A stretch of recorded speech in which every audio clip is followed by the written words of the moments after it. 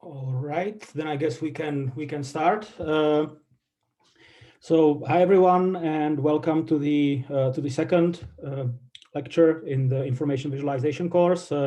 Today's lecture is titled Perception and Cognition, and we are going to basically go very low level today. So yesterday we had the introduction, which I tried to keep on a high level. So there were already some plots that we have seen and debugged to an extent, or we have shown some typical errors. This was mostly to motivate you that all is not as it seems with InfoVis. And today we are going to start building a solid theoretical framework for designing visualizations. So it makes sense to start at the bottom. So we're going to first answer the question, or give some insight into the question: how does a human brain process visual information? We will look at it, of course, from the design perspective. So we'll look at what works and what doesn't to get and guide attention and what is meaningful. And this constitutes the alphabet of visualization design. So it might be a bit low level, but those are necessary building blocks for us to be able to design solid visualizations in the future. Now, a lot of this lecture is based on the fantastic work by Colin Ware. It's called Visual Thinking for Design. I mean, I am by no means a psychologist, so of course we are not going to delve directly into the brain, into the cognitive sciences, but let's go into detail with the useful things, basically. So the first question is, how do we see the world? Do we see it as a dome camera, which has almost 180 degrees field of view? Or do we see it as a zoom lens camera, which has a very narrow field of view? I mean, if you look around you and try it out a bit, you can see that we have elements of both.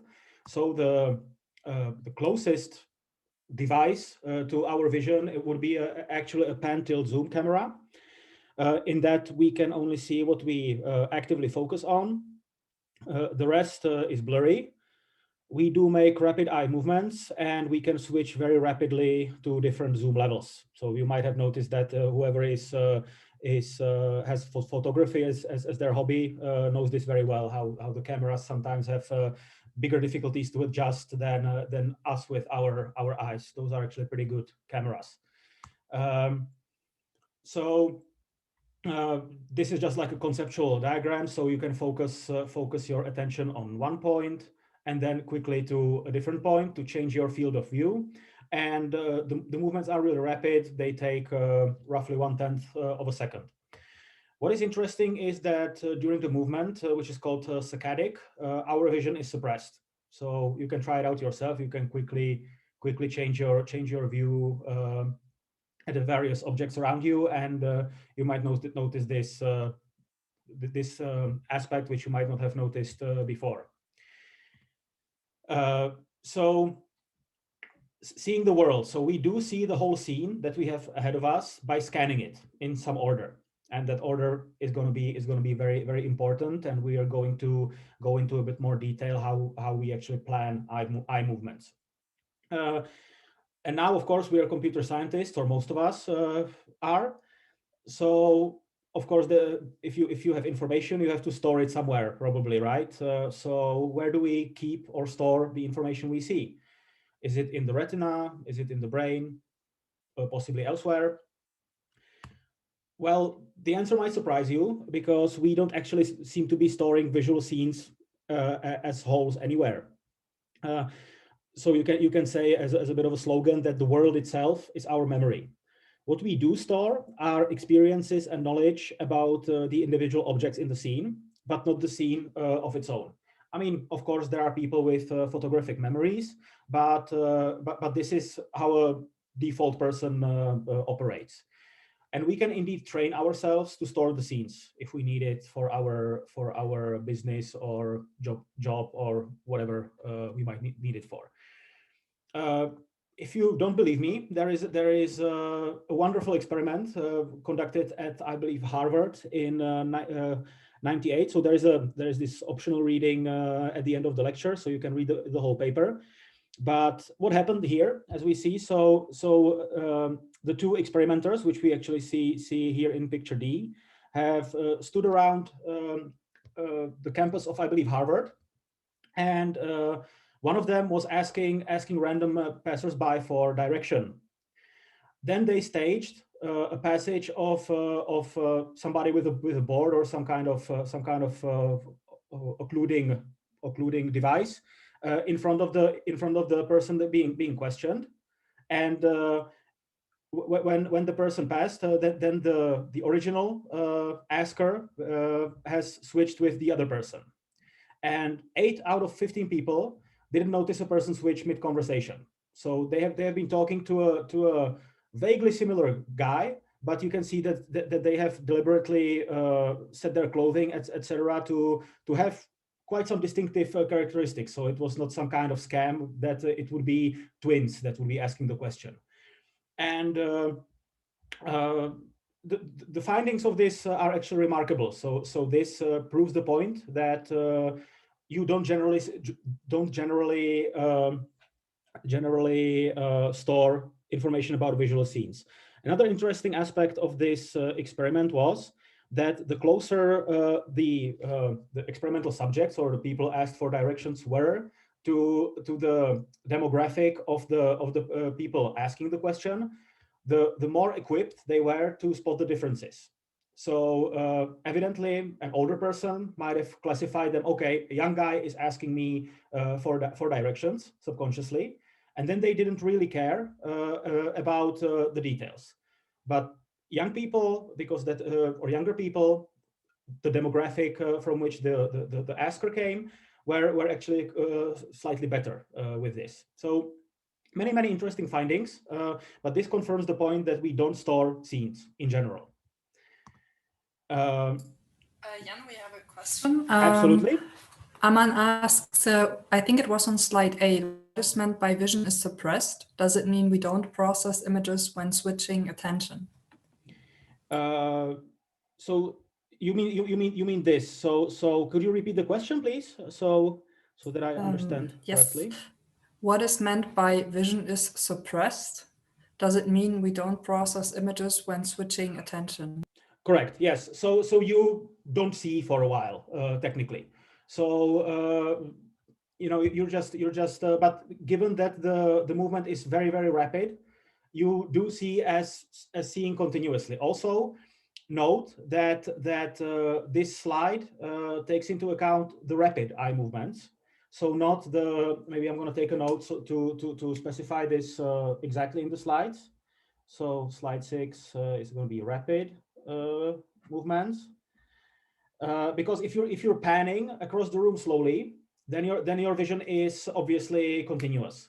But we're talking about quickly switching from one object to another, which is in your field of view. Does this answer Aman's question? We don't know that yet, but if not, we will reiterate, I guess. Absolutely, no problem. So where were we? Here, yes. So we started to discussing InfoVis applications of our eye movements and the fact that we are not really storing visual scenes. Here we put it to a test. So this is a graph or a compound graph of some unemployment over time. You might see that they didn't really follow the labeling, etc. advice, but let's roll with this.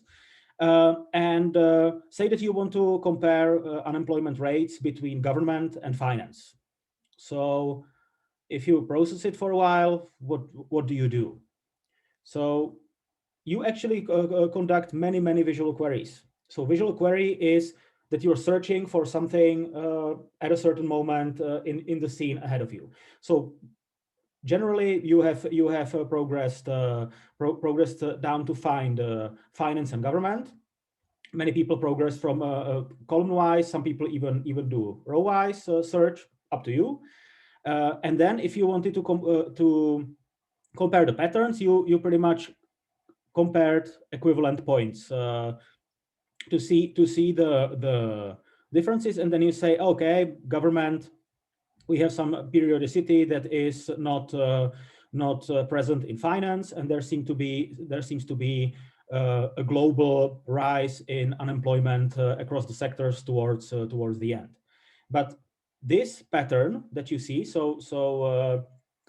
if you agree with me that you have done roughly this to get the information, then this confirms that we don't really store the scene. Because if you would store the scene, then you would say, okay, finance, I'm going to take a snapshot. Now I remember the plot. And now I'm going to superimpose it on government, and I'm going to see the pattern very naturally. So this probably didn't happen. So this further confirms that we don't really store scenes, which is, as you see, very important for visualization, because I would personally say that having to do this is a bit annoying. So this doesn't really serve good analytic purposes, in my opinion. So this is why it's important to know that you don't store visual scenes. This is this kind of so-called mandatory slide. I have to show you the eye. Don't worry, there's not going to be an exam question to say, okay, what is the cornea? This is there for the sake of comprehensiveness and self-containedness. The key thing that we need for our course, or that are useful to process, is that retina, which is this layer which fools this slightly over half of the circle, is where we have our pixels, or biological pixels, much like a camera. Fovea is the place where our vision is the sharpest. So this is where we render the things we really focus on at the moment, and the blind spot kind of explains itself. So we don't really see anything that gets projected over here.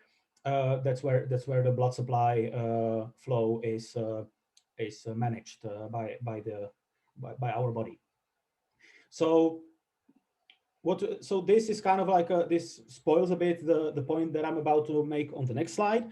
Across our field of view, our vision is grossly uneven. So at the edge of the visual field, we can barely see a fist-sized object if you hold it at arm's length. So like extend your arm and put the fist somewhere near the end of your visual field, and you don't really see it that well. But the fovea, which is the center of our focus, there you can resolve roughly 100 distinct points on the head of a pin held at arm's length. So that is a massive difference.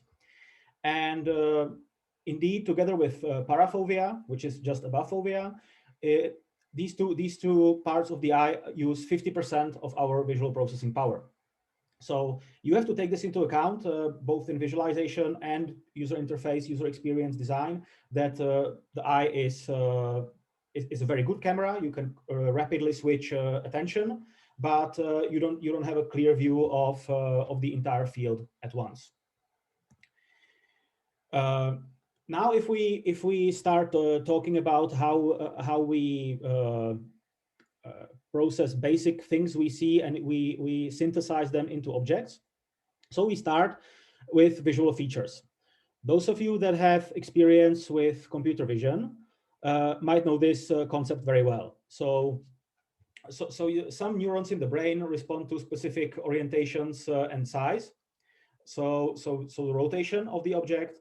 Some of the neurons respond to specific gray or color differences. So those are the basic Lego bricks or building blocks from which we actually construct the object representations in our brain.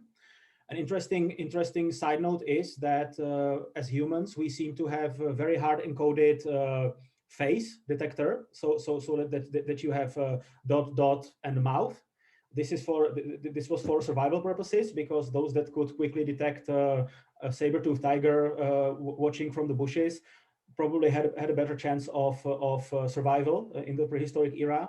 So this is also why you sometimes see face patterns in random noise, basically, or these these little auctions where they sell a piece of toast with the face of Jesus Christ. That comes exactly from this, because we are really highly trained evolutionally to distinct faces, or quickly recognize faces for survival. That's just a maybe interesting side note. Moving on, so this is this diagram we have here. This is a conceptual diagram of our visual processing system. So here you have the eye, and here you have different layers in the brain. It's not necessary for you to memorize this. I'm just going to be using this as a bit of a guideline to show you where individual parts are processed. So feature processing is basically the first layer in the brain right behind the eye. And again, to those of you who are doing computer vision or AI, this is exactly what's happening in a deep net. So you go from the pixels, which, as you might recall, are recorded or processed at the retina, and the first layers of a neural network are always processing the basic features. So this is where the parallel between our brain and deep nets is valid. There are other aspects where it's not, but this is very similar. So now you might want to answer the question. So we have the features. What constitutes a pattern? So, and how can we harness pattern recognition in our brain for visualization?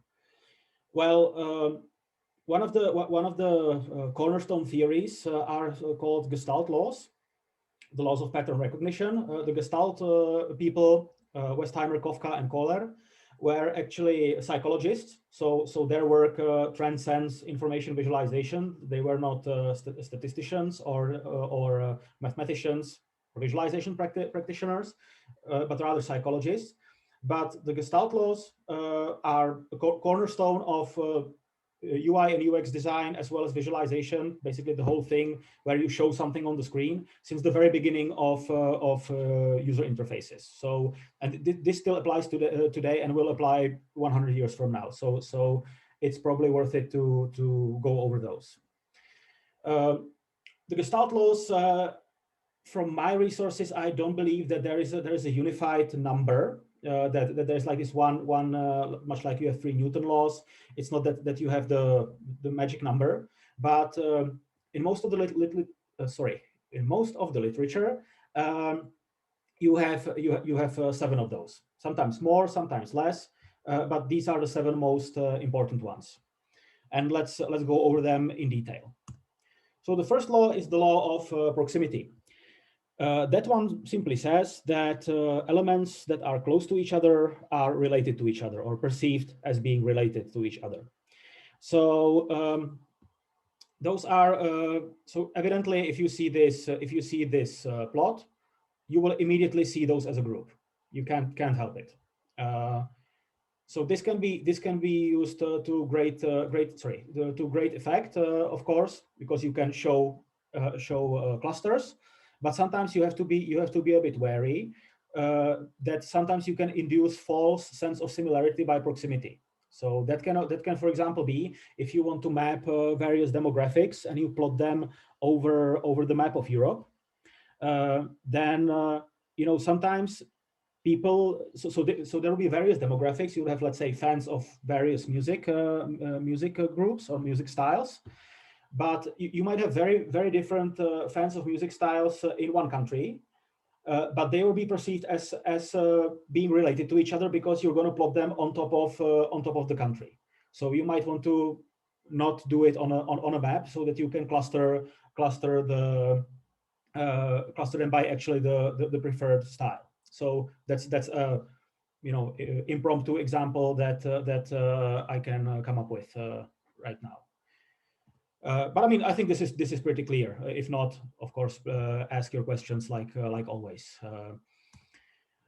The other law is the law of similarity. Again, not a very strange concept, because you also have visually similar items are grouped with each other, even if they're not in the near proximity. This also imposes a reading order. So your eye will tend to read the left figure as columns because you have this nice grouping by color. and the right figure as rows. And you will have a very hard time trying to read it in the opposite direction. I mean, you can do it, but you really have to fight your subconsciousness. Interesting things start happening when you compound it a bit. So this figure can be perceived as either columns or rows.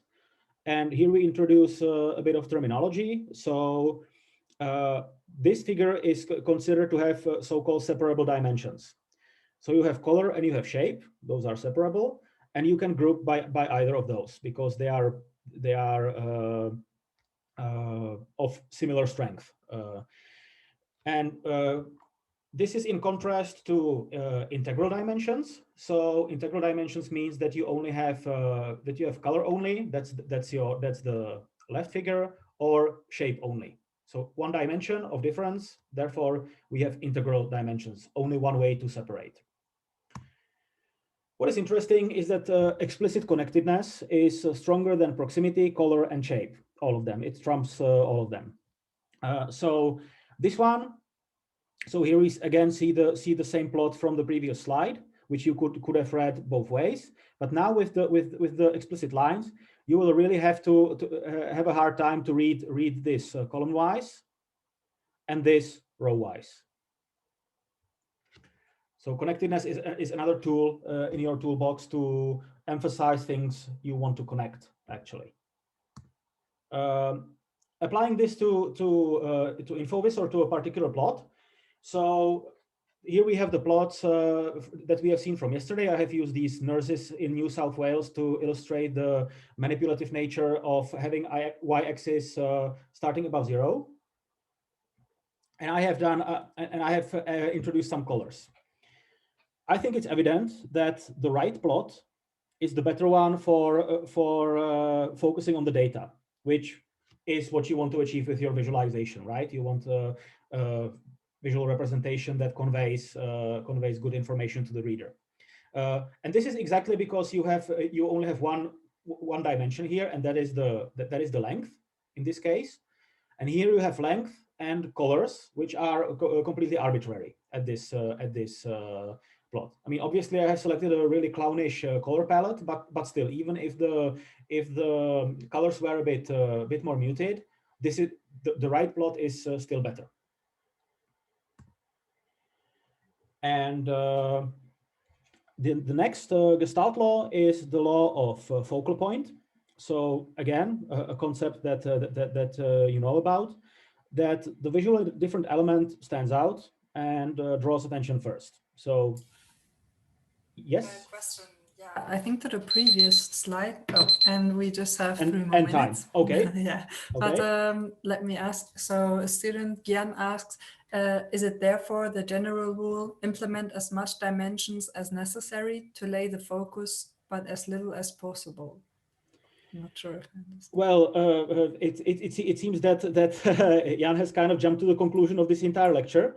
So yes, that's exactly the case. So you will need to balance what you show and what you don't show. So that is indeed one of the takeaways, if that's what you asked about.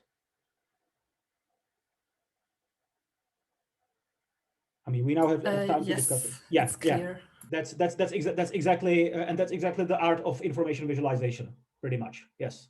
And we're going to go in the lecture. We are going to go in detail into a couple of examples, or really explore this systematically. But yes, this is pretty much the conclusion. Yes. Another question, maybe. I think that's all for the moment. No other question in the chat. Okay, very good. So let's take a break now. Then we're gonna go over the further Gestalt laws. And now we have 1:24, so I'm gonna start talking at 1:29 again. So 5-minute break. See you.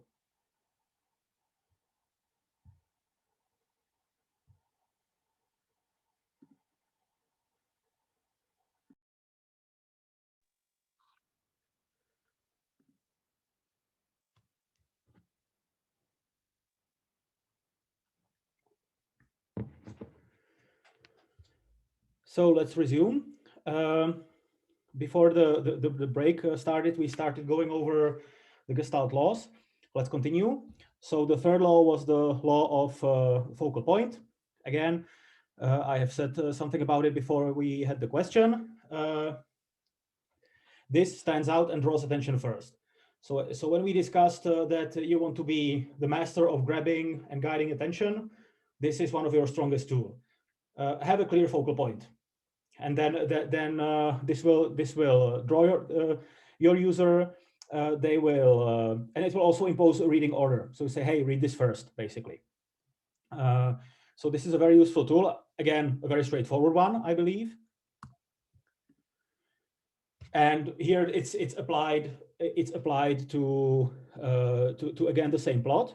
So we have discussed that the nurses in New South Wales had a very manipulative way of presentation at first. But if you would want to do this right, and you still would like to convey the message that, hey, in 2011 our new policy of hiring was in effect and it indeed resulted in a rise, then you might want to use this kind of technique, which is based on the Gestalt law of focal point. And here you notice that I have used the opposite color to blue. So the opposite color to blue is orange. So there is great contrast between the two. So it really drives the point home. If I use another shade of blue, it might not have been as effective, maybe. We're going to be talking more about colors in the coming lectures, but this is just an example which I believe is digestible even without a formal treatment of the color palette. Moving on, another Gestalt law is the law of continuity.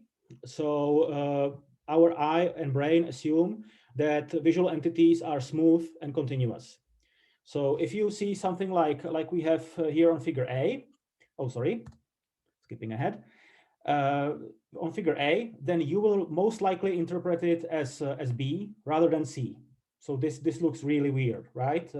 Even though it is possibly a perfectly valid interpretation of splitting it into two objects. Where it is applied, so in graphs. So this is a contentious one. So this, don't treat this as a set in stone rule. And I mean, we can have a discussion about that. Is that connections using smoother lines are easier to follow. So what is interesting is that most of the diagrams and flow diagrams, they should have perpendicular lines. I mean, it looks a bit more professional. That's in general.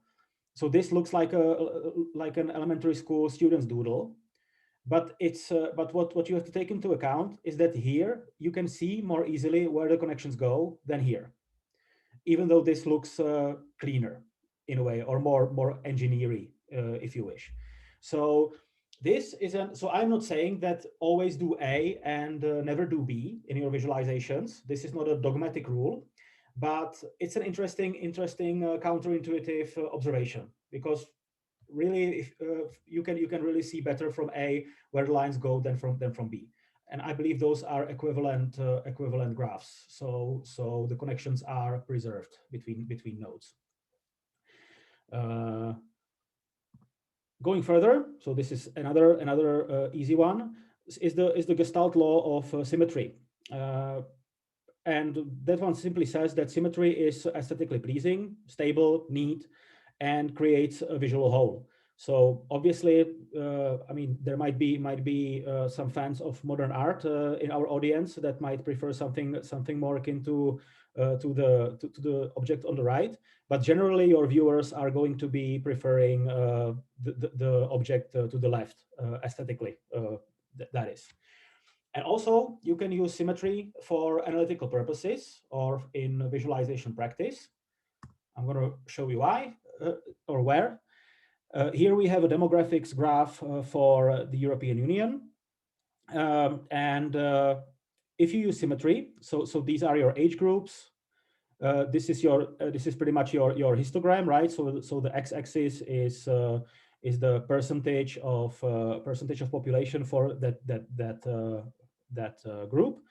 So you can look for asymmetries, right? So you can see that you can see differences in the pattern. So you can see that 85 plus, you have way more females than males, and you would expect something like a maybe diamond pattern.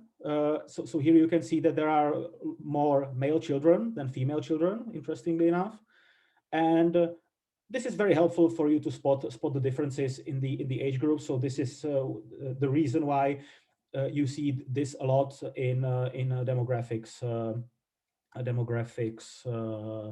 analyses.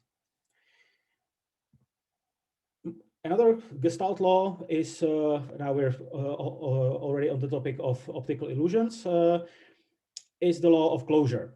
So if there is a break in the object, we perceive it as continuing smoothly. So this allows us to see this triangle as being complete, the white triangle. So we see two complete triangles there, basically, one without a border and one with a border. But there is actually no triangle in this picture, right? But the Gestalt law of closure kind of makes ensures that there actually is, and this is a Dalmatian dog, right? But again, it's not, right. It's a couple of dots on the screen, but we can still complete the contours and see a running dog here. And the application of this is that closed contours for regions. So if you have something like a complicated Venn diagrams, you can still, like by the contours, you can still see regions A, B, C, and D. If you it's a similar thing to what we have seen at the law of continuity, right? So there are many more interpretations of what the regions could be. I mean, for instance, this could be a region, but it's not, right? Because it's because the closed contours tell a different story. And another application is that boxes create a frame of reference. So object positions are always judged relative to the enclosing frame. So for this object, your 0 point is here, right? So, and again, the application of this is pretty obvious, I would say. So you have multiple views, multiple windows, and you position your objects relative to their enclosure. So that's also based on the Gestalt law of closure. The next law is figure and ground. That's again exactly what you might think it was from the name. Here we have this beautiful painting by the master of this concept, Rembrandt van Rijn, and his famous apples. Your eye is going to split the visual elements into figure. So that's the important stuff in the foreground, and ground, which is the background. So we keep using figure and ground because those are the original terms introduced in the Gestalt laws. But if you just think foreground, background, it's the same concept. So this is, again, to those of you that are doing photography, this is a basic element that you're already 100% familiar with. So how do we actually decide what is figure and what is background? And here are some aspects that contribute to our perception. So symmetry, white space, closed contour, and contrast are all contributing to what we perceive as figure and what we perceive as background. And if these are balanced, then you have something like the famous optical illusion of Rubin's vase. And that one, so here you can, I mean, this you already know probably. So you can see a vase, but you can also see two people facing each other, depending on how you switch between foreground and background, and your eyes are able to switch, which is also an amazing feature. And many of those optical illusions are based exactly on this law of figure and ground, that they really balance these four elements between foreground and background, or figure and ground. Again, an application, continuing with the same plot, the kind of obvious question, which of these plots is easier to read? Obviously the left one, because for this one I have used a kind of similar shade of blue, so all the bars are harder to see. So again, this might feel like a ridiculous example, and it kind of is, but you would be surprised how many, especially infographics, do this. You know, pretty much. So you have blue on blue, gray on different shade of gray. It's so you always have to think about making it easy for your information to stand out. Don't fear the white space. So those were pretty much all the Gestalt laws introduced. The patterns are processed in the pattern processing center. So that's right behind the feature processing. So we have the pattern processing. This is where Gestalt laws take effect. And just to briefly summarize them, I mean, I don't believe that any of those concepts were super difficult. Some of them you might have even subconsciously known, but it's nice to have them formulated and set in stone to work with them further. And it's always really, really useful to do what I'd like to call a Gestalt analysis of your visualizations, so that you will always think of the 7 laws, look at your visualization and kind of critique it yourself. So did I really do a good foreground, background? Am I using more dimensions than necessary? So that's an easy framework how to think about what you actually produce as visualizations. Moving on to objects. So objects are one level above or deeper in the brain than the patterns, and 2 levels than the features. In our visual holding memory, we can hold about 3 to 4 objects in attention. So if you would, so this is also, and we only keep those that we need to perform our current visual task. So not more, which might again seem surprising, but then think about that famous puzzle that is in the magazines, that where you say, tell me the 10 differences between the 2 images. If you would be able to hold more than 3 to 4 objects in attention, this puzzle wouldn't make sense, right? Because you would be able to remember the objects and it will be trivial. But if you have especially a lot of objects at the same time, and you only can focus on a couple of things, you do the visual query. So imagine you're doing this puzzle, show me the 10 differences. You are jumping with your eyes left and right. Exactly. So that's exactly this mantra. But what is amazing about our brain is that we can pretty much equivalently work with realistic depictions, sketches, and even incomplete objects. So here we have a cat. That's a photograph, right? So that's a very realistic depiction. And here we have the dog, right? So you see this as a dog, and you work with this in your brain completely naturally, seamlessly. That I'm seeing a Dalmatian running to the left. So that is kind of amazing that you don't have to put extra work into working with this. And I mean, recall the Gestalt Law of Closure, where we discussed exactly this. And regarding visual thinking, so that you're actually performing some tasks with what you see. So now we have unpacked what we see, how we see it, and now we have to discuss what we are doing with seeing things, right? Realistically. So there are actually 2 types of tasks or styles, 2 styles of visual thinking rather. One is bottom up. So you from your imagery that you see, you're sending signals to the brain, and then it's top down or task driven, where your brain is directing the eyes to complete the task better, pretty much. Let's have a simple task of buying oranges in a supermarket, right? So first, what happens is that your brain is gonna tune low-level feature detectors to emphasize orange things, which is a top-down. So from the top down. Then you're observing the field of view. So your information comes from here, and you're passing it to the brain. Then the brain directs attention to candidate regions based on the information you have seen. So we're top down again bottom up. So we verify the pattern or the features. So the feature could be an orange color. The pattern could be a round shape, possibly, or similarly.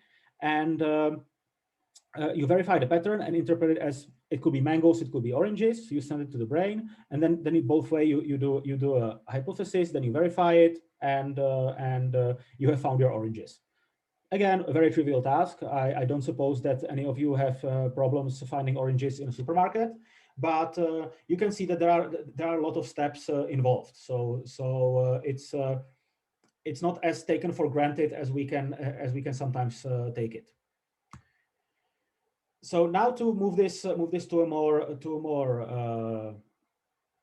realistic task, which or not realistic, but a more challenging task, which is still a daily task, but and has to do with actual visualizations.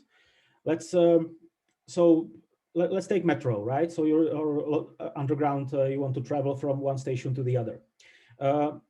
We have all been there, right? And one of the first metro systems in existence was in London. So here we have the original map of London Underground Tube, and you can see that that this is a bit cluttered, right? So I mean, obviously there is the image is kind of low res, so that's a problem as well. But suppose that you would have this nicely crisp. It's a mess, right? So finding your way around this is difficult. So then we had a guy called Harry Beck coming with. He was working for the company, and he was I think an electrical engineer, and he proposed to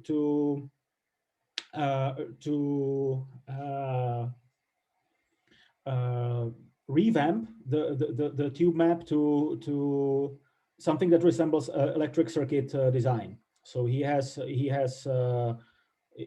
drawn the lines here, and I mean we already see some familiarity, and this is how the final version of his map of London Underground in 1933 came to existence. So the story is kind of interesting, because there was at first a bit of an opposition to this, because it was a new thing, right? So why should we revamp it? But when they kind of trialed this map with passengers, it hit a massive success. And I mean, yes. There's a question from Roland, and he asks, is the bottom up and top down also a fluid and continuous circle? In your example, it feels like you would always use both to reach a goal.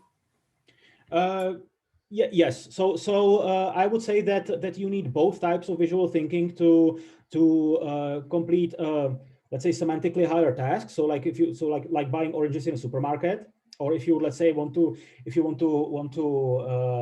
decouple it from a person, then if you would want to navigate a robot to buy oranges for you, then the robot would need also these two types of tasks. So. And our brain, to the best of my knowledge, so I'm not a psychologist, so I cannot go greatly into detail about the cognitive theory, because I don't know it. I would be making stuff up. But intuitively, I feel that pretty much everything is the combination of both, and you kind of alternate between one and the other. Because what we have noticed here is that all these steps happen in a very fast sequence. So this is already all of this is I'm finding oranges, and you have no trouble doing this. So it's not that you actively, or that there is some scheduler in your brain that will say, okay, now you have 10 seconds to tune your feature detectors. Now you have 5 seconds to observe the field of view. It's all very rapid. But I would say that you need both of those components. I hope that suffices as an answer. But I'm not a psychologist. I'm not an expert on cognitive theory. So the in-depth answer might be a bit more detailed than what I can give you. We also have another question from Gian. Sure. Does the London Underground map adhere to the fluid law due to the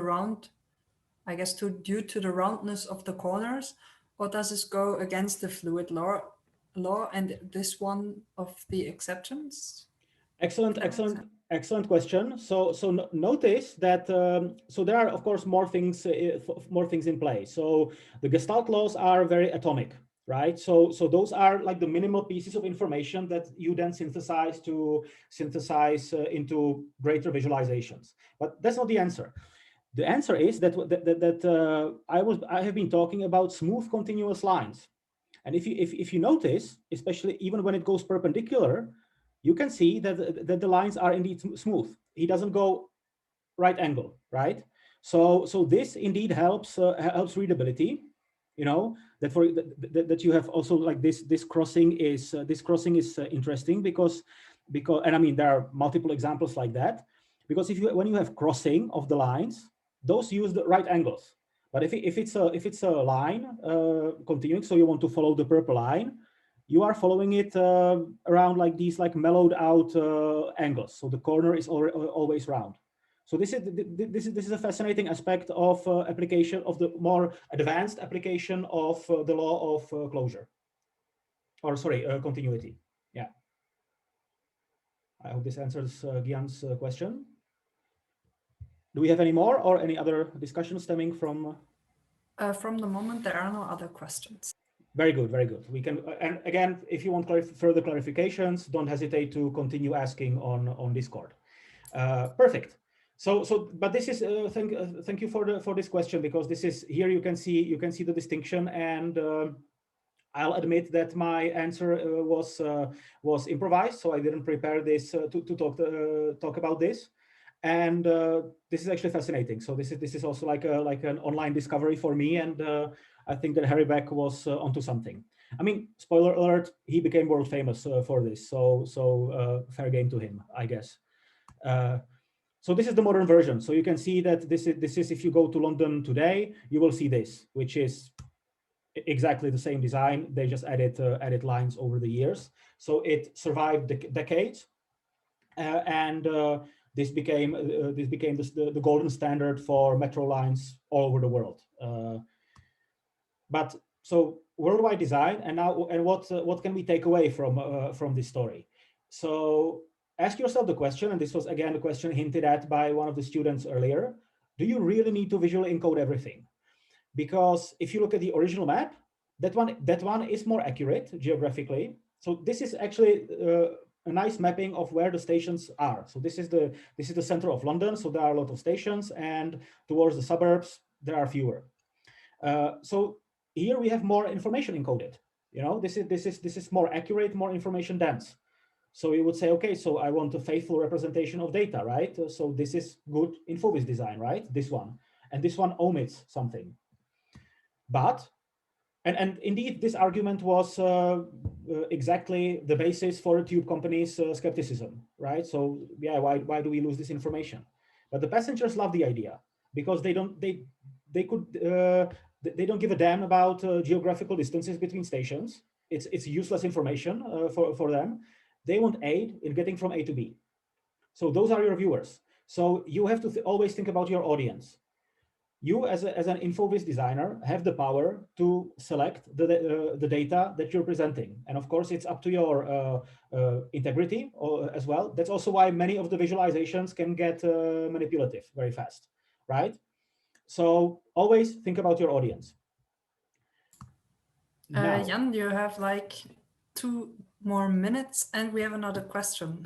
So let's go over. Ask it in the end.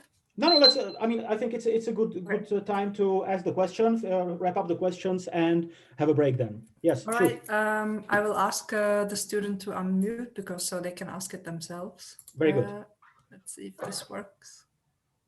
Hi. Hi. Yeah, I have a question regarding when 2 lines or 2 roads cross, because in some maps they hop over each other. And is this regarded as good practice when they make a little hop to show that it goes over another road? Or is this regarded as clutter and not regarded as good practice? So I would say that yes, it's good practice for the reason that you want to communicate. So if you do the extra hop, then you're really emphasizing the fact that you cannot change over at this spot. So it's not a crossing. So if it's a road, then you know that you cannot turn to the right there, basically. If this happens for metro lines, so I don't have a clear example of this in my head right now. It's the same thing. So you really emphasize that this crossing is not really a crossing, because visually, as if you have lines crossing, you expect that you can change from one to the other.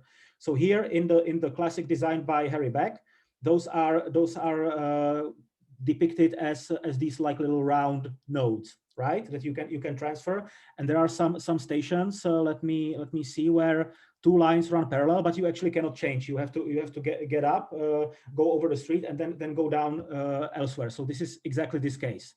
So you can see that there are stations, the yellow one and the purple one, but you cannot readily change between the two, at least in 1933. So it's a good practice, but it can be harmful, and it can be harmful in the case where you have a lot of these in the same area. So you have to think about your visual clutter. That will be my answer. Are you happy with the answer, or do you have further questions?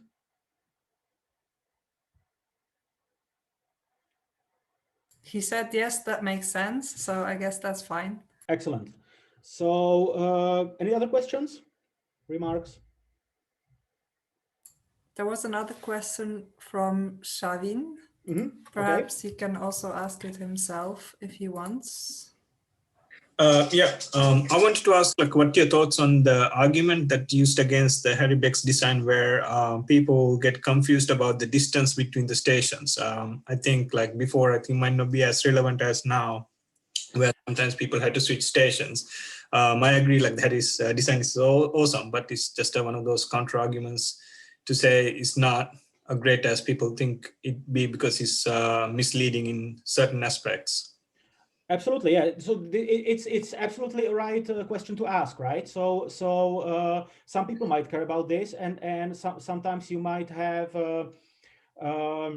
people that say, okay, so if we have a geographically longer station, then it will impact my time of travel. And I would imagine, I mean, I wasn't there at the discussion in 1933, but yes, indeed, this is a concern. So I have seen in some of the visualizations, and it might also be the case here, that that geographically longer distances are still encoded. Like I think this could possibly be a long station, but that you travel for a long time here, but also not. So this could be confusing. So indeed, from the analysis perspective, if your passengers care about the distances, then this visualization is limiting. But they have trialed this, and there was overwhelming support for this style of map in contrast to this one. So it was the people's decision, if you'd like. So a trial by combat, so to say. You know, like between this and this one survived. Yeah, no, I agree. All right. Okay. Other questions, concerns?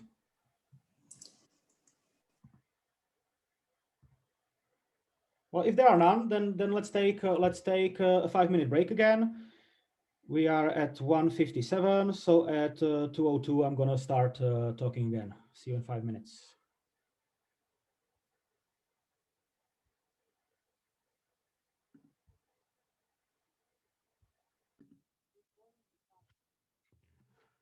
All right, so let's continue with the lecture.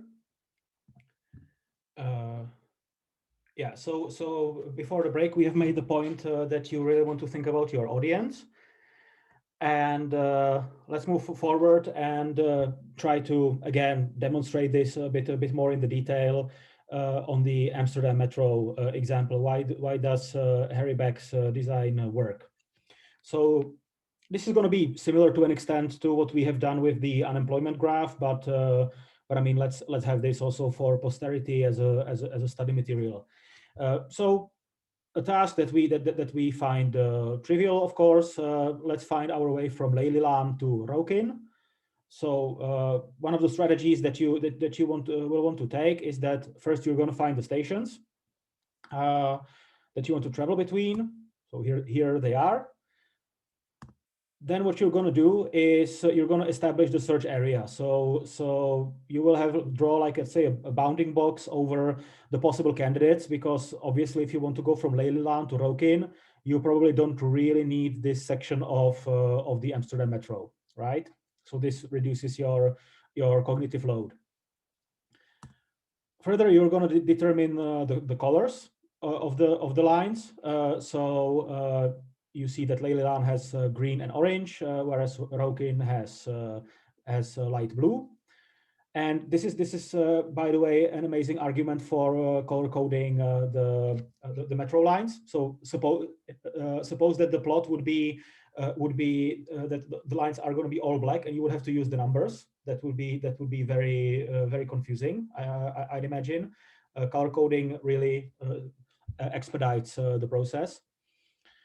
And I mean, then you basically follow the lines until you hit the common color, which is adds out, and then you're just going to verify correctness. And yes, this is indeed how you get from Leyland to Rokin. Again, an example of a task that we find trivial, but here you know, it's usable. Everybody can work with these maps, and you know, works fine. So to give a summary about the visual thinking, how we unpacked how our eyes and brain work in conjunction. So we sample the world through visual queries. So you cannot see everything at once. You have to look at various parts of your screen or at your visualization if it's on paper, and you pose visual queries. Our visual memory has limited capacity, so whilst our brains and even eyes are the pinnacle of evolution. I mean, the eyes we could argue because the hawk has better eyes than we do, but the combination is definitely state of the art evolution-wise. We only remember what is relevant to the task, and there are limits to our vision and to our cognitive processes tied to vision. So, of course, the obvious takeaway for visualization design is that you want to minimize the user's visual queries. You want them to see the information without having to jump across the visualization, and you want to reduce the cognitive load for your users, for your viewers. Right. So now we're going to move on to visual attention and focus. So we have discussed in the beginning that we're going to learn a bit how to guide attention and how to actually do this, how to design this. Right. So the starting point is, of course, the Gestalt law of focal point. So yes, you can do a visually similar object and it will jump out right away. And here we are going to go into detail about what draws attention and what doesn't. So again, a couple of simple tasks. So if you get the task to find a girl in red, I mean, I don't think that many of you will have problems completing this task in more than 1 second. This might take a bit more time, right? So if we want to find Mark Rutte, then we need to really do our facial recognition, right? I mean, he's here, right? And there are, of course, tasks that are designed to be difficult to find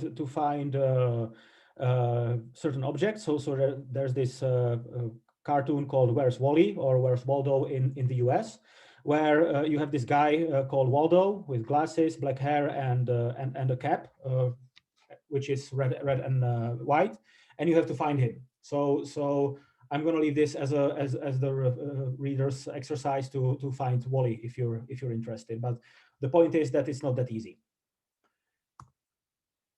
So if we again look at this to kind of structure this from the visual thinking model point of view, if we recall, we process feature in the feature processing center. But what is interesting is that beyond the low-level cortices, so the primary visual cortex and the extrastriate visual cortex, which are part of our let's say how to say the first front for visual information behind the eyes in the brain. There our visual information flows in. I mean, you don't really have to remember these terms, but this is our first two front lines when the information comes from the eye. Then if you're actually thinking about the objects, the neuron pathways in the brain split.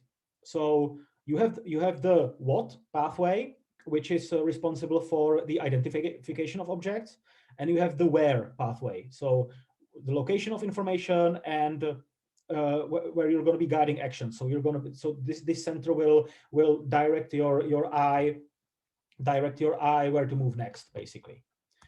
And eye movement planning. So of course, this is important for attention, because if we want to draw attention to certain objects on the screen, we might need to know how the eye movement planning works.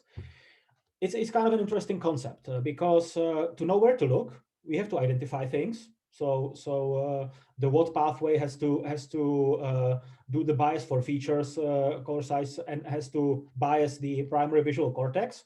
That was in the case of the oranges, right? So emphasize round objects that are orange. But to identify specific things, we also have to know where to look. So it's a bit of a chicken egg problem. So again, I'm not a psychologist, so I don't know the full details, but it still works. So even though you have to know where to look, to be able to identify things, and to identify things you have to know where to look, the brain still does it. So that is amazing.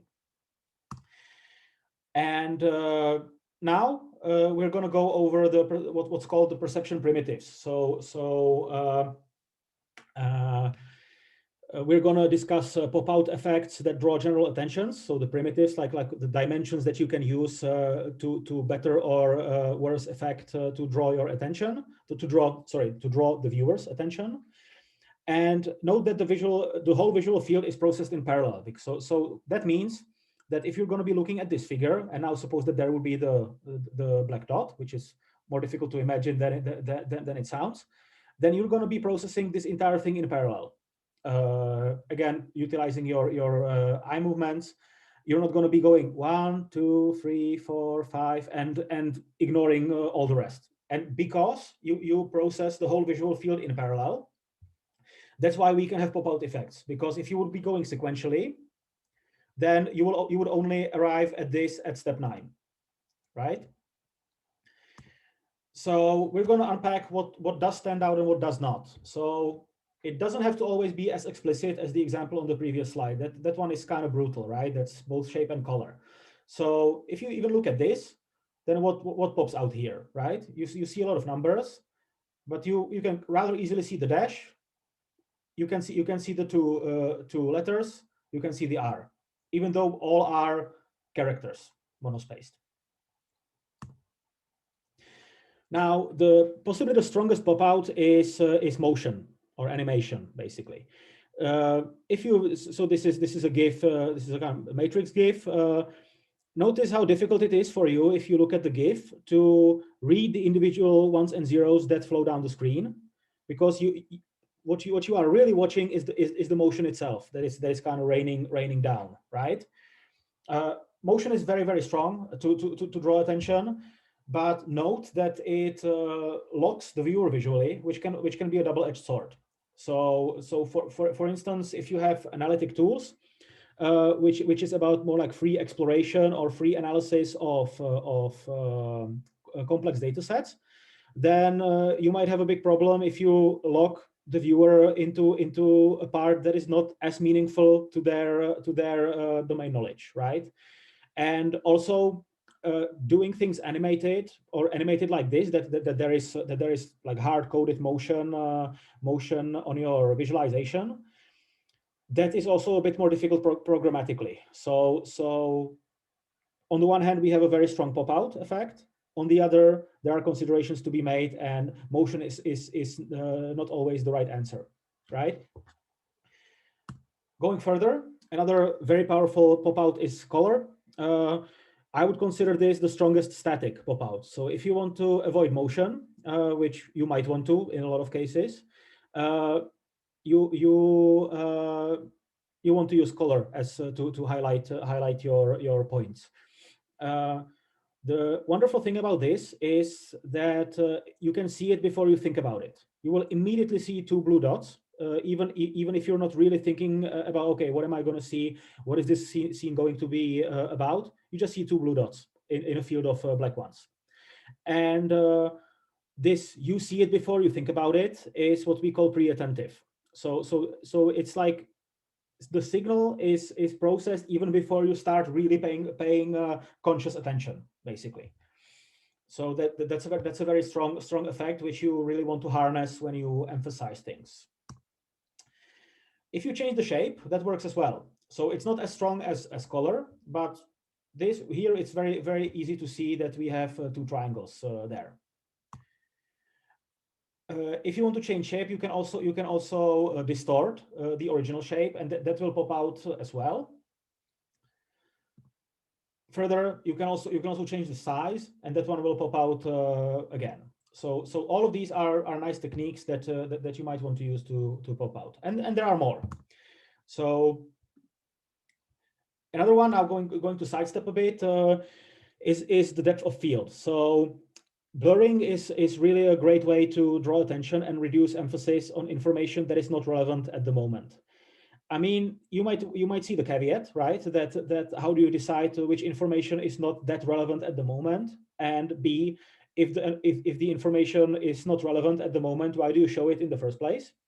But blurring as an interaction means is really not bad, because especially if you want to show like a data set, and you want to introduce user interaction. So the user is hovering over various points, and you kind of show them, you kind of highlight them, highlight the emphasis by blurring the rest. So it is a powerful tool indeed. And recall the Gestalt law of figure and ground. So here it kind of blurs into the background. Here our contrast and foreground background split is very, very sharp and distinct. So this really works very well.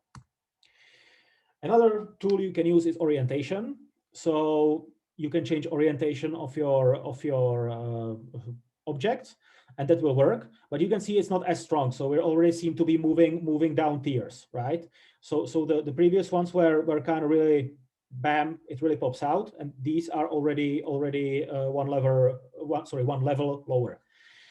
So here we see triangles oriented to the right, and this one is turned down. Jan, we have a question. Absolutely. Would there be any scenario where static blur would be desired? Where static blur would be desired? Or maybe I can find this too. That's an interesting question, actually. So yeah, static blur. So that would be, I mean, you can do this for instance, where this is used, where I have seen this used is if you follow sports, and you have the kind of the playoff brackets. Then sometimes I have seen used that the logo of the team that has lost the round is either grayed out or blurred out, and this immediately conveys the information that these guys have lost. So if meaningful, but even then, I would say that graying this out is probably better, because you're losing contours in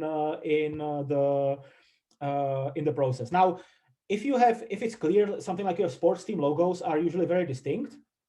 So there you can still use the blurring. It's a very niche application, but off the top of my head, I think I have seen this somewhere. But I would consider it a very niche technique. All right, thanks. I think the follow-up questions were more on the same discussion, that it was said, oh, you could also use a different set of colors to achieve an element popping out. So exactly, yeah. So you could, so that's basically what I talked about as the graying out, right? That's exactly this kind of point. So yeah, so you want to use these techniques to really emphasize that something has lost or is not valid anymore. So that would be the summary answer, basically. But other than that, blurring is indeed used more in the dynamic context, when you're interacting with the data or hovering over the data. Then this sees quite some more widespread use. Excellent. So so we have talked about orientation. Yeah, another one that you can use is number. So like 1, 2, 3, 4. Here it kind of pops out, and but beyond 4 or 5, it starts to have its problems. I mean, recall how we talked about telemarks yesterday, and if you go beyond 5, then you suddenly don't see if it's 7 or 8 or 9. So this is the same case. Also, it doesn't work too well if you have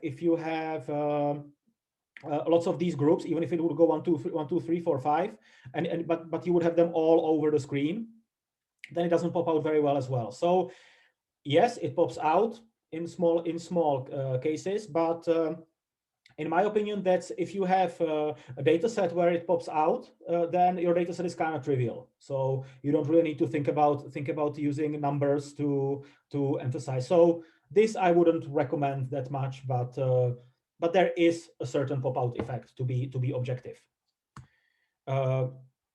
One of the other niche applications that you can or techniques that you can use is enclosure. So you can see that this immediately stands out, even to the point of this being kind of annoying, right? Because you expect things nice, symmetric, nicely enclosed, and this really provokes our attention. So that might be even in a more, I don't know if I'm the only crazy guy seeing this, but in a more like kind of aggressive, being annoyed way. So if you want to harness that emotion, this could be this could be a way to do it, possibly. Going further, you can also use addition. So say that you would have your one meaningful piece of data is going to be this little bar. Then you kind of stacking the bar next to each other does ensure the pop-out effect. Then there's also shading. So you can use simple concave or convex shading to stress your point. But I would say that this is a very niche technique, because you would need like a 3D glyph or like 3D element to do this shading, and it's very subject to UX or UI fashion. So you have, for instance, it's very popular to have flat design now. So this looks super dated, right? So it's like super 90s, where you had all these ridiculous web pages where people crammed things, that were just nice, all these word arts and crap like that. So it can make your visualization look a bit dated, if you ask me. But from the objective perspective, yes, this is a technique, and if you can do it right, if you have graphical prowess. Here is an example of something that does not pop out. So you might think that you could use parallelism, but if you look at this figure, it's very difficult to quickly see which of the pairs is parallel. So there are wrong ideas here. So this is one of them. All right. So now you might think that perfect, right? So we are guiding attention, and we have many useful techniques. Some indeed do work better than others, true, but still, there is a very rich toolkit that you might want to use. So we're cooking, right? And no. So the problem is compounding. So because you can indeed have pop-out effects, but if you use too many of them, things will not pop out. So here we have sizes, colors, shapes, orientation even. I don't remember what I did here even, and this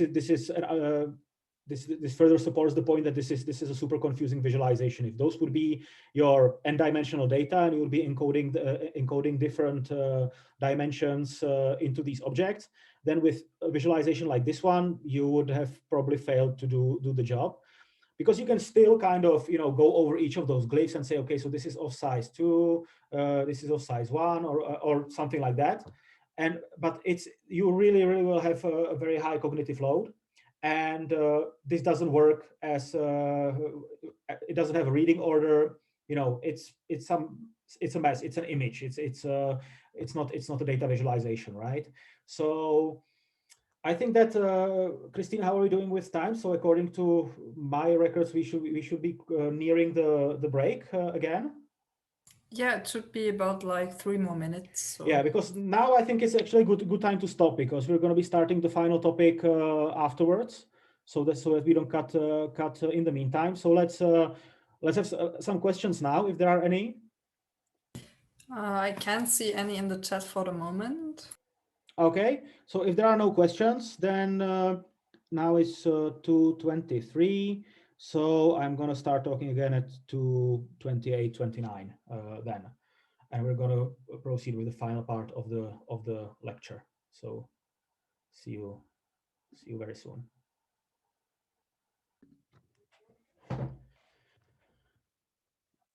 Okay, very good. So let's crack on with the last part of today's lecture. So before the break, we have talked about or started talking about compounding perception primitives that grab your attention to the beneficial effect to your visualization, and we have quickly arrived at the fact that compounding the perception primitives is not very simple. And indeed, the modern life is full of visual scenes that are completely oversaturated with attention grabbers. So here we have a city in Asia with lots of neons, but you see those scenes all over the world, and you see it all over the internet. So this is how British tabloid webpage has looked like for me when I disabled all my ad blockers. So this is crazy, right? So you don't know, and this part was even like some ad video that started playing without my action. So by default. So this is a feature that I especially hate on modern websites. But sure. The point for InfoVis though is not my user experience, but the kind of the objective point of our visual scenes being very oversaturated with attention grabbers. So now it's not about gaining information and retaining it, but rather filtering information, right? So we're gonna discuss some laws of pre-attentive display. Don't worry, it's not gonna be 7 different laws now as it was in the case of Gestalt laws, but again, like pre-attentive display, that the word pre-attentive, as we discussed earlier, is that something that grabs your attention before you start paying conscious attention. And the simple law is that it has to stand out on some simple dimension, so color, shape, motion, or depth. And you really want to have, if you really want the emphasizers, the best design, objectively best design, is that you use max one of each, and only some conjunctions work, right? So this is actually the only part that is set in stone. So like if you use one of each, then you should be fine. And if you want to use more, there are some rules, intuitions, but all bets are off. So there is no objective be all end all, and it's a lot about your design prowess. So we're gonna go there. So here this is very easy, right? So this works. So these are 2 figures actually. So on this figure, this is similar to what we have seen before. This again, this is something that we have already seen in the previous part of the lecture. But if you mix it up, then you see that this doesn't really work, because you have to choose between the colors, then you have to choose between the shapes, and it's the individual classes are not separated, so difficult.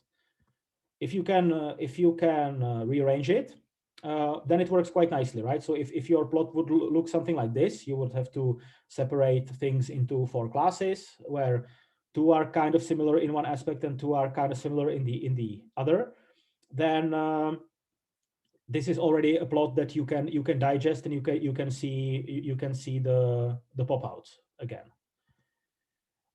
So now, I mean, we could go over a million plots now, but the problem is that, again, what works, there are some guidelines, but nothing that works universally, I'm afraid. So what generally works is color and motion, color and position, and shape and position as your 2 dimensions on which you are going to make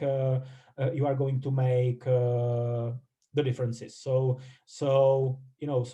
color and position, that's this one, right?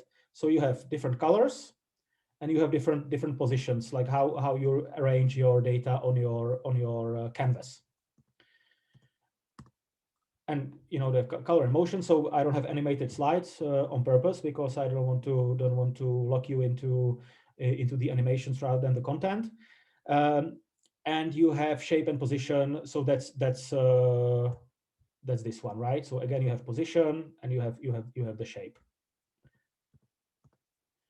And in general, what works is to combine the spatial location. So in spatial location, you actually have 2 dimensions, right? Because you have X and Y, and one aspect of form. So you can choose, you want color, shape, or any of those primitives that we have discussed before. Here we have an example of a real plot where you can easily see the story, right? So here we actually have multiple dimensions. So we have the x-axis, y-axis, we have the shape, which is very, very distinct, x versus this full dot, and we have the color. And also the colors have very good contrasts between them. So here you can see those 4 classes easily, and this works for your analytics. This is an example of some good design. And generalizing this to like visualization design lessons. So obviously, what you want to have is you want to use a different channel for a different type of information. So this is called the principle of orthogonality. It's kind of simple if you think about it. So you have various attributes. You want to use different channels for them. And here we see this, right? So the x-axis is population growth rate. The y-axis is GDP. The X versus circle is low urban, high urban, and the colors are high literacy, low literacy. So we encode 1, 2, 3, 4 dimensions, basically. And in a working plot. So this is kind of nice. You might think that this is okay. This is super simple, right? Nothing to really worry about here. But you for example have to be careful if you have attributes that are combinations of other attributes, right? So if you would have I don't know, your attributes are going to be cities, like populations in each district, and then you will have a column that is total population. Then you have to view those attributes as correlated. So those are not orthogonal. They don't tell the different information because one is the sum of the others. So use orthogonality to also discern which attributes of your data are combinations of other attributes and which do tell different stories. And you only want to use different dimensions for those that are orthogonal to each other. Then, yes, question? Yeah, we have a question. Martin Peters asks, if it's okay, you can ask the question yourself now, otherwise. Yeah, sure. Yeah, so I was looking at the different types of visualization combinations, but I figured, isn't motion a rather bad way of visualizing data, as it requires users to recall what the position was of a certain object in comparison to the current frame, rather than plotting the entire trajectory as one picture? Yes, you are right. So this is an aspect that I have failed to mention. I'm gonna take a note that motion is yes. So I'm gonna take a note so that I update the slides, and I'm gonna answer you right away. Motion bad, that will suffice. Yeah, so it's not bad, but here I have talked about motion being a double-edged sword, and one of the negative edges is also that you can only encode certain dimensions as motion for this to be meaningful, right? Yeah. So for instance, if you would encode any of these dimensions as motion, that would be a horrible design, basically. But if you would have these data for various years, and you would encode each frame as one of the years, and you would have a slider here where you could zoom back and forth between the years, that might be nice, and you would be able to play this as a video. That would be a functional design. So for instance, what we have seen yesterday, I have shown you examples of 2 animated infographics, pretty much. And one was the map of Europe, if you recall. So that one was indeed used the passage of time as the motion dimension, right? So Yeah. so and I think that was very effective design. And the other had the trajectory from a cell to the birth canal, basically, of the baby. So that was an example of motion done very right in a non-time sense. But the rule of thumb here is that use it for time. In analytical context, use it for time or don't use it at all, basically. Okay. So in that sense, your remark is very valid, that motion, you should really spare using motion and only for the right dimensions, which is pretty much time, or either time or know what you're doing, like the guy doing the cells. Yeah. Yeah. Okay. Yeah. Sounds clear. Thanks. No problem. Yeah. So let's continue unless there are more questions. I mean, yeah, we can continue and you can ask questions like usual. So we have discussed orthogonality. We have there is another rule that says that you can also highlight by two properties, and there you should be using conjunctions with separable dimensions. So if you recall, when we are talking about the Gestalt law of similarity, we have talked about separable dimensions, that you can separate this by shape or by color. So you can choose your reading order. So if you want to highlight by two properties, you should be doing this exactly. So you can have clearly separable dimensions. Again, going back to this plot, this does this beautifully, because you can switch between the colors and the shapes very nicely, in my opinion. So if you highlight by two, in addition to the space, so here we have four actual dimensions. Then use separable dimensions and really think, like, do this visual check. If you're designing a visualization, can I switch dimensions easily or not? If not, then you might need to reiterate. Then there's also text highlights. So this is more typography, but just to give you an overview, highlighting text is very easy. You can use bold fonts, color a box, but that one is a bit too extreme. I dislike using this too much. And you have font modifications.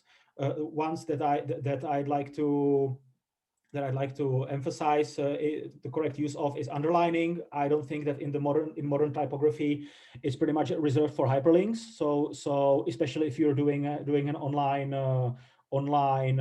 tool, then try to avoid using underlining just to emphasize your point. And Strikethrough is very efficient for negative emphasis. So if you want to say this doesn't apply, or you want to really say, okay, it's not like this, as you might think, so you're insinuating that the default perception is this, then a simple Strikethrough in text is a wonderful tool. It's similar to what we have discussed before, like if you have the sports playoff with the logos of the losing teams grayed out, then this is the typographical equivalent of that, pretty much. And blinking and motion are a tool too, but be really careful with these. So I'm going to mince my words here. I mean, I kind of agree that motion is bad. I mean, to put the money where the mouth is, you have noticed that I use zero slide transitions and animations, and this is of course by design, because they're not that necessary. So really be really careful with these, and it also looks a bit dated, a bit 90s if you use these. So, but to summarize all of this is basically use good typography. That's as simple as that. And now we move on to the end game of this lecture, and that's the point that was already touched upon earlier. The less is more principle really does apply in InfoVis. So one might even say that an empty screen is the most beautiful visualization of all. But I mean, that's of course tongue in cheek. You need to show something. I cannot stress enough that you should not have the mindset of, I have n-dimensional data, so I have to figure out n encodings or perception primitives to cram the attributes into. If you work like this, then you're gonna end up with cluttered visualizations, with visualizations that that looks something like those little shapes that I have shown at the beginning of this subsession, that compounding primitively doesn't really work. Because if you remember Gestalt law of similarity, less is more for understanding or for really focusing on the data differences. Or you can remember Harry Beck. He literally became world famous for encoding less information. That's exactly what he did. And the intuition about what not to include is, in my opinion, and in multiple people's opinion, as necessary a skill for a successful InfoVis designer as the intuition about what to indeed include and how. So InfoVis is not only about okay, this is my data. I know some techniques to include them, and I'm now just going to cram them on the screen, or solve this with a dashboard that will have 25 different bar charts or scatter plots. You really have to think about what not to include as well. And why I'm including this point in the perception and cognition lecture, because it reduces the cognitive load from processing non-relevant items. And this, as a consequence, enhances perception of the relevant ones. It's kind of a simple point to make, but it's very important to make it nonetheless. So, and what is also important, that to have the intuition about what to include and what not to include, the designer must be skilled in data science. Because if you want to draw a good visualization, you have to be able to interpret the data, to process the data, to transform the data. If you remember the example with the perils of double y-axis from yesterday, one of the suggestions that I have made, or that the funnel.io blog has made, to be clear, but I resonate with their statement, is that if you have two variables, just plot their ratio if you want a relationship between them. But you have to be a data scientist to know where it is meaningful to do the ratio, right? Because if the visualization is made by a person that does not understand the data, then you will have crappy visualizations, as simple as that. So that's my final slide for today. This lecture, I actually end up with a meta conclusion. So this is actually why we teach information visualization to students from data science related study programs, because being a data scientist is necessary for InfoVis. And the scenario where Frank, the AI guy, will analyze the data and Joe, the random marketing intern, will plot them in Excel is exactly why we have so many crappy visualizations, right? So I do strongly believe that information visualization is very key to communicate data analysis to the end consumer, and maybe this could serve as an extra motivation for the more data or backend focused people in this course to focus on InfoVis, because it's really important to be able to do both the visualization, but also the data set construction, data set processing, transformation, the data science stuff, basically. So with that, we can conclude for today. The optional reading is light. This is for the very interested student that wants to read about the psychological experiment where they switched the people. And this is a wonderful book by Colin Ware, which is where many of the slides in this lecture come from. So thank you for your attention, for coming to the lecture, and let's have some final questions. I think most of them are on course organization. Can I go ahead, or do you want to answer them? So we still have some time, so we can answer those. Yes. Yeah. So one question is about when is the deadline for the first pass or fail assignment? Right. So I'd expect that that this is going to be next week-ish. But just like a blanket statement towards the tutorials, it's our course is heavily decentralized. So basically, the TAs organize the practicals themselves, pretty much. So if you have questions about the practicals, what's it going to be like, or really like details, please feel free to contact the TAs. They will have the authoritative answer. So from my side, I know that we're going to have, basically what I know is what we have talked about yesterday. So so that there's going to be the Zoom session on Thursday, and there it will start with a detailed introduction of what the assignment is going to be, and how the schedule or the calendar for the practical part of the course is going to be working. And if you have some special considerations regarding your personal situation or study program situation, then don't hesitate to ask the TAs for authoritative information about that. And regarding the team organization, if you have troubles finding a team, then ask Christina. But so this is the blanket statement for the tutorials. And if we have questions that I can answer, Christina, then please pass them along. And of course, I'm going to be answering in Discord or reviewing the discussion in Discord after the lecture, like yesterday. So I'm going to try to react to unanswered questions there as well. But if there are more that I can answer, then please ask me. Like just there's one student which follows the course part-time. What would your advice be, to follow the lectures or rather attend the practical sessions?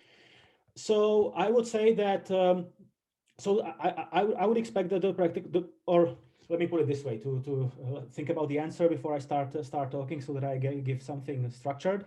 So obviously, for successful completion of the course, you might need to follow everything, but I would say that lectures are more your convenience thing, because I'm trying to record them to YouTube ASAP, and you can watch the lectures later, and you can also see the discussion on Discord. So this is a great tool for posterity. So if you need to save some time but still are interested in following the course, then you can do lectures this way. So you can watch the videos later when they come out, and you can read the slides.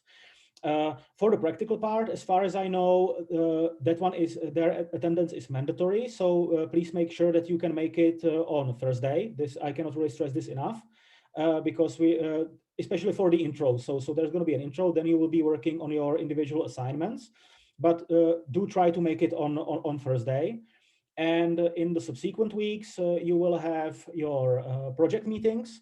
So you will have a slot with your assigned TA where you and your project members are going to meet your assigned TA, and those slots should be rather short. But you are expected to go to those meetings. So if you know that, and those meetings are going to be on Thursday. So if you have other time concerns, then be sure to be proactive and contact the TAs with your time limitations. But do note that according to the rules of the study program or the university, if they are not able to schedule you,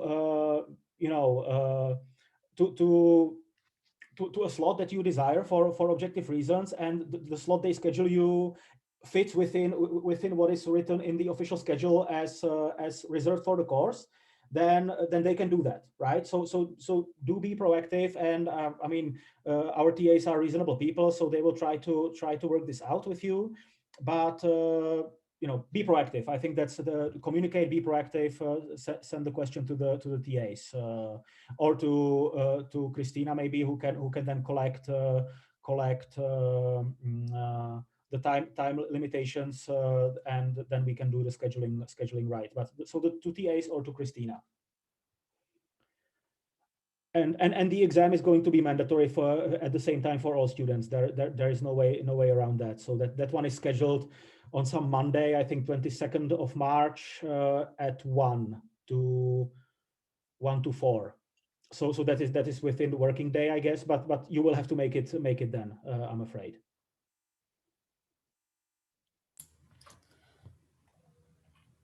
All right, it seems there are no other content questions, at least. Okay, so if that's the case, then we can dissolve this meeting, and yeah, I'm gonna see you next week. Good luck with the tutorials. Again, regarding the tutorials and everything, please ask the TAs.